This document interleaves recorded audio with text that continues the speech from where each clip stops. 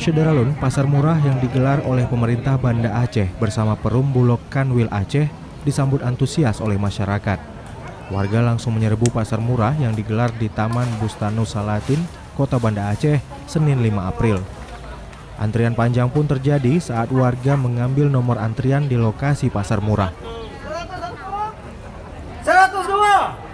Pasar murah ini dalam rangka menyambut bulan suci Ramadan digelar oleh pemerintah Kota Banda Aceh bersama Perum Bulog Kanwil Aceh.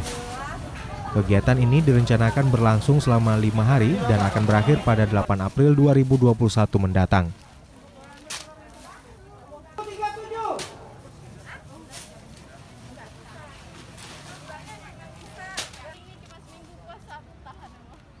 Beras, gula, minyak makan, tepung terigu. Kalau harganya gimana, Bu? Ya alhamdulillah beda dikit ya, tapi ya sangat membantu lah. Dari Banda Aceh, Henry, Serambi On TV.